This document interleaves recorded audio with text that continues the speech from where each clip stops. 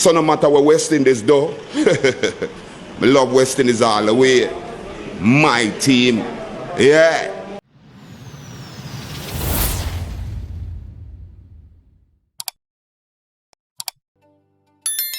Welcome back, viewers and subscribers. Win. You see me? You're looking at me eye them, I can see them look tired because John was tired. The man him have me a fret. 150, wasn't the score I was expecting. I was expecting somewhere in the region of about 180 to about 200, to be honest. However, if we should go by history, the history of that ground, the par score on that ground is about 145. I kid you not.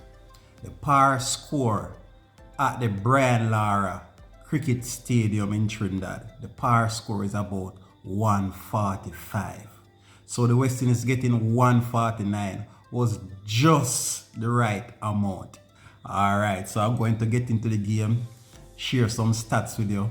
Now, New Zealand won the toss and they opted to bowl first, which I was saying to myself, if the West Indies win the toss, they should bowl first, right? Because here's the thing, when you're playing a game in the night, as the night progresses, there tend to be a more moisture in the more humidity or moisture in the air, all right, and that can affect the bowlers, gripping the ball. It can also affect the fielders, and it showed in this game a while ago because we dropped about 3 catches, right? I'm not saying they were easy chances, but we dropped about 3 catches, and that could partly be down to the moisture in the air, and it affected the ball, the gripping of the ball, all right?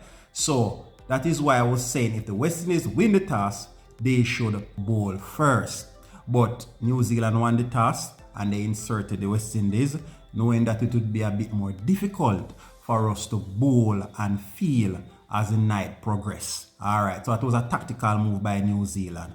Alright, and I tell you, it showed because we had difficulty in the field as expected. Okay, so let's look at the West Indies lineup for this game.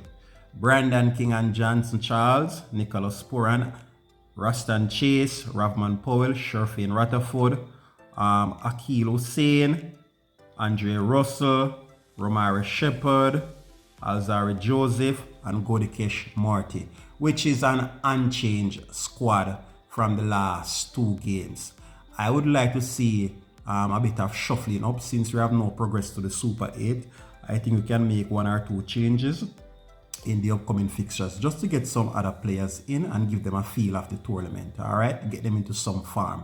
All right, now as I said earlier, we bat first. We made 149 for 9 at one point. I thought that we would make 100 runs. At one point we were 22 for 4. Yes, 22 for 4. All right, and some skillful batting in the middle order, the middle lower order by Sherfane Rutherford, bring us up to 149. In fact, Sherfane Rutherford made a splendid, well-timed 68 of 39 balls, and that was what brought us up to the par score of 149. And he was awarded player of the match, and rightly so. All right, next best with the bat was Nicholas Pooran, who made 17 of 12 balls, followed by Akil Hussain, who made 15 from 17 balls. All right, the pick of the New Zealand bowlers, Trent Boult. He was devastating. He ripped through the West Indies top order with 3 for 16 off his 4 overs. Tim Saudi, 2 for 21 off his 4 over, economical as well. And Lucky Ferguson with 2 for 27 off his 4 overs. So there you have it. West Indies made 149, and it was then New Zealand turn to bat. All right, so New Zealand, they get off to a fairly balanced start. All right, so Glenn Phillips was their top scorer. He made 40 of 33 deliveries. Next, we have Finn Allen, a very dangerous batsman. All right, he went for 26 of 23 deliveries. Mitchell Stantner with 21 of 12 deliveries. At one point, it seems like Stantner was going to take the game in the last over, right? Because Romare Shepherd bowled the last over and Stantner was stamping him out of the ground. 3 sixes. All right, so luckily still, we got across the line. All right, so it was a good game. It was a good game. I expected it to be a nail biter. All right, so the pick of the West Indies bowlers was Alzarri Joseph. So Alzarri Joseph bowls 4 over 19 runs. Alzarri Joseph has come of age. I think he was a bit slow in terms of learning the craft, because Alzarri Joseph was always a talented bowler. However, I believe that early on in his career, he relied too much on raw pace, because he had that raw pace. Now, still has it, but he had that raw pace. And I believe that he was too reliant on the raw pace. He wasn't a skillful bowler in terms of mixing up his length. He never had much variation. He was just running in and bowling at top speed. But now his maturity showed in this game. He was able to mix it up, vary his length, and bowl at a slower delivery, some half cutters. He's becoming a skillful bowler, all right, and he's able to keep a cool head at that. All right, so thumbs up to Alzarri Joseph. All right, our next best bowler is Godikesh Motie. All right, Godikesh Motie, he bowled 4 overs, 25 runs, and he picked up 3 wickets. And he was the man who I would say ripped through the New Zealand top order, all right, opening the door for the bowlers to come in the back end and do the cleanup job. So excellent work again by Godikesh Motie. And our next bowler here is Akeal Hussain. He took the first wicket. As you know, he has become our opening bowler, especially on these slower wickets. And he's very skillful. He's a very skillful off spinner. So he took the first wicket.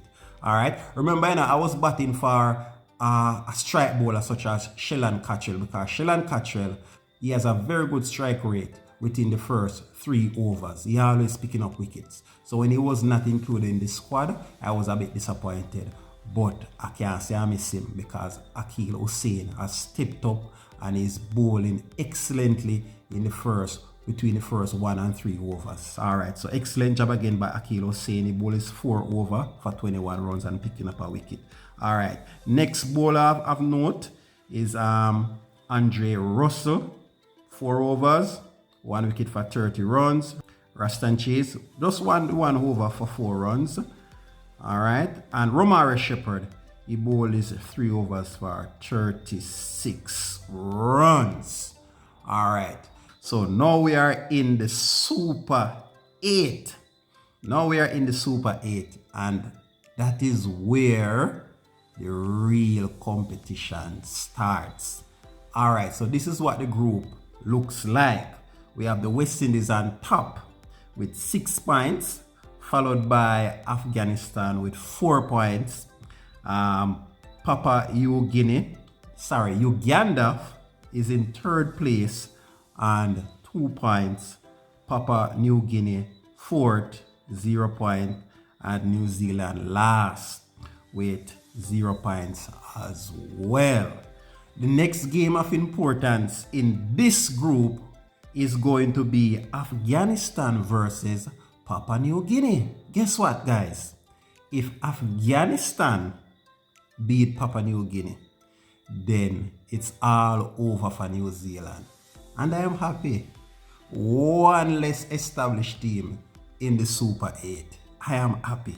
I expect Afghanistan to beat Papua New Guinea. All right, so I'm going to call it and say the West Indies and Afghanistan is in the Super 8 and New Zealand is out of the World Cup. All right, so the game between Papua New Guinea and Afghanistan is tomorrow at 7:30 p.m. So all the other games that will be contested after this game is merely for academic interest. Alright, so the West Indies have one last game against Afghanistan. I suspect that when the West Indies meet Afghanistan, it will be to decide who tops the group. Alright, because I suspect and I believe that Afghanistan will beat Papua New Guinea tomorrow to qualify for the Super 8 along with the West Indies. Alright, good game West Indies, and it shows that we can defend a modest, not even a modest total, a par total, because as I said earlier, 145 is the par score at the Sir Brian Lara Cricket Stadium. Alright, thanks again viewers and subscribers. See if we get some sleep, you know. Peace, I'm out.